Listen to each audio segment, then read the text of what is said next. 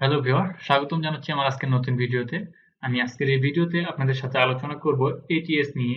একটি এটিএস কিভাবে ইনস্টল করতে হয় এবং জেনারেটর এবং পিডিবি লাইনের সাথে এটিএসটিকে কিভাবে কানেক্ট করতে হয় এবং এর কন্ট্রোল ওয়্যারিং সিস্টেমটি কিভাবে কাজ করে।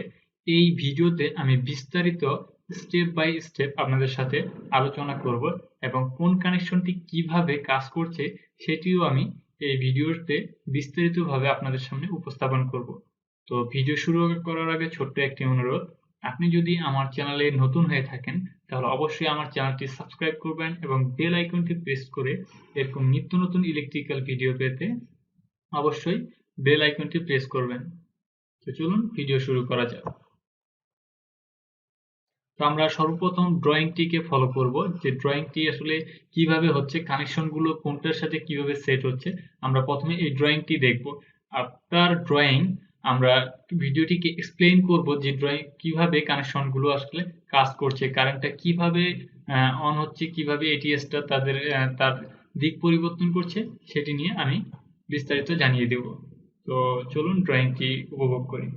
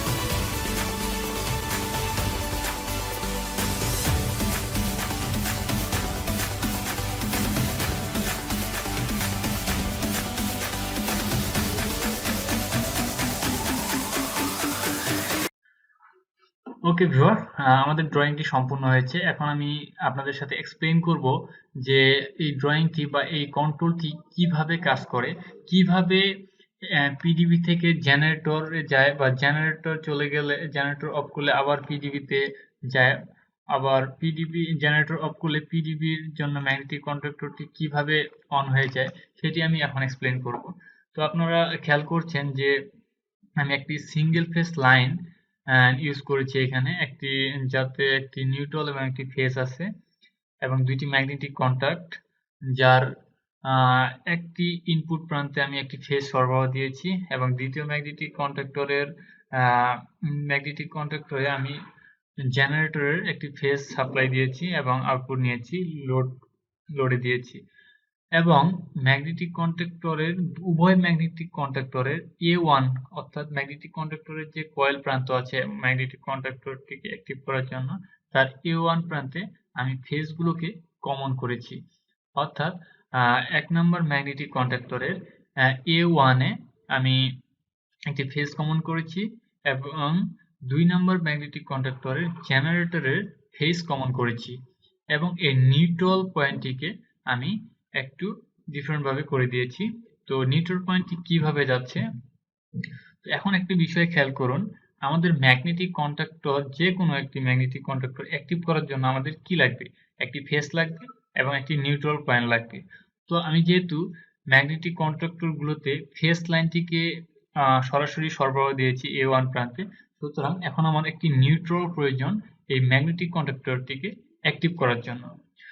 তো এখন নিউট্রালটি আমি কিভাবে সরবরাহ দিচ্ছি, বিষয় হচ্ছে এটি। তো চিত্রে আপনারা দেখতে পাচ্ছেন যে প্রথম ম্যাগনেটিক কন্ডাক্টরটিতে নিউট্রাল পয়েন্টটিকে আমি সংযোগ দিয়েছি দ্বিতীয় ম্যাগনেটিক কন্ডাক্টরের 21 নম্বর এনসি হয়ে 22 নম্বর এনসি থেকে আউটপুট নিয়ে তারপরে প্রথম ম্যাগনেটিক কন্ডাক্টরের A1 এ সরবরাহ দিয়েছি। কিন্তু এটা আমি কেন করলাম? আবার ঠিক দ্বিতীয় ম্যাগনেটিক কন্ডাক্টরকে যে নিউট্রাল সাপ্লাই দিয়েছি সেটা আবার 1 নম্বর ম্যাগনেটিক কন্ডাক্টরের এনসি হয়ে 22 নাম্বার এনসি আউটপুট নিয়ে তারপরে A2 তে সরবরাহ দিয়েছি। কিন্তু এটা কেন দিলাম?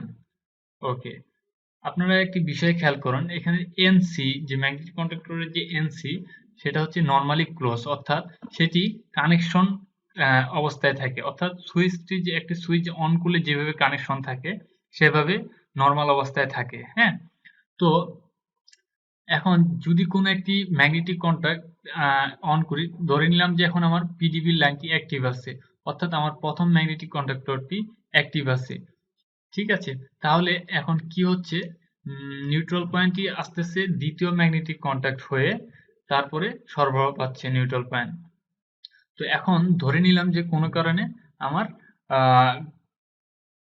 পিডিবি লাইন অফ হয়ে গেছে, তো তাহলে এখন আমাকে জেনারেটরের লাইন অন করতে হবে, তাই তো?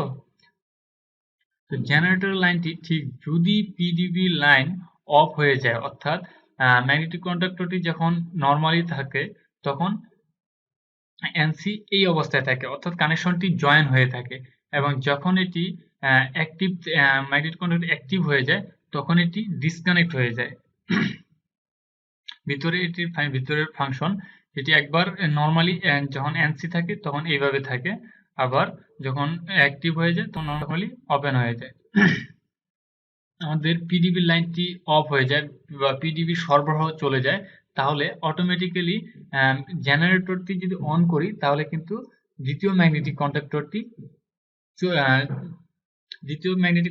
অ্যাক্টিভ হয়ে যাবে। সেটি কিভাবে? সেটি প্রথম যে ম্যাগনেটিক কন্ডাক্টরটি ছিল যেটি পিডিবির সাথে সংযুক্ত ছিল, সেটি যখন অ্যাক্টিভ ছিল তখন কিন্তু কানেকশনটি ছিল এরকম, অর্থাৎ সেটা এনসি থেকে এইভাবে ছিল, অর্থাৎ ডিসকানেক্ট অবস্থায় ছিল, সেটা এনও অবস্থায় ছিল। কিন্তু যখন পিডিবি লাইনটি চলে গেল এনসিটি কিন্তু তখন কানেক্ট হয়ে গেল, অর্থাৎ এইভাবে সেটি কানেক্ট হয়ে গেল, এবং সেই নিউট্রাল পয়েন্ট তখন কোথায় কানেক্ট হলো? নিউট্রাল পয়েন্ট তখন দ্বিতীয় ম্যাগনেটিক কন্ডাক্টরের সাথে এনসিতে, তখন নিউট্রাল পয়েন্টটি দ্বিতীয় ম্যাগনেটিক কন্ডাক্টরের A1 এ কানেক্ট হয়ে গেল, অর্থাৎ তখন কিন্তু দ্বিতীয় ম্যাগনেটিক কন্ডাক্টরটি সম্পূর্ণরূপে অ্যাক্টিভ হয়ে গেল। এভাবে মূলত একটি এটিএস কাজ করে। একবার একটি ম্যাগনেটিক কন্ডাক্টর অ্যাক্টিভ থাকলে দ্বিতীয় ম্যাগনেটিক কন্ডাক্টরটি কোনোভাবেই অ্যাক্টিভ হতে পারবে না, অর্থাৎ একটি কন্ডাক্ট অ্যাক্টিভ হলে দ্বিতীয়টি ডিঅ্যাক্টিভ থাকবে। এভাবে মূলত ম্যাগনেটিক এটিএসটি কাজ করে থাকে।